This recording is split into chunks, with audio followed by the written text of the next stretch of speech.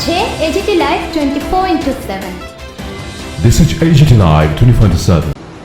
স্কুলও তারা কিতা লই আইব আমি জানি না, বাড়ির খবর দিছে পরে আমি আইসি আয়া সারে আর আমি আয়া দিয়ে টমটম মোবাইল লিয়ে দিচ্ছে, আমি আর সার লই আইসি আয়া। কই নিয়ে আইছেন? হসপিটালে। কোন হসপিটালে? তেলিয়ামুড়া হসপিটালে। কাকে নিয়ে আইছেন? আমার মেয়ের। কি নাম? পাপিয়া সাহা। পাপিয়া সাহা। কোন জায়গায় বাড়ি আপনারা? নেতাজি নগর। কোন ক্লাসে পড়ে? 9 নম্বর। কোন ক্লাসে পড়ে সে? 8 হ্যাঁ 8-এ। কি কি হয়েছে পরে?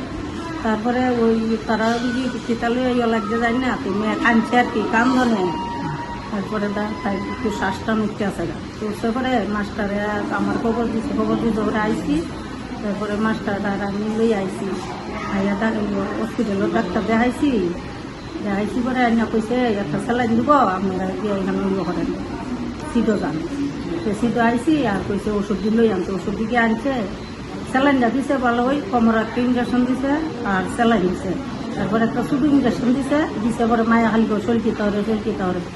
তারপরে আমি কুল্লালাম কিতা হরতাছে। তারপর কদ্দুর রয়েছে ও কুল্লা লাগছে, খুলছে পরে তো মায়ের আমি ডাক্তারি না, আমি আর ডাক্তারি না, মায়েরা চোর চড়ানো উঠছে।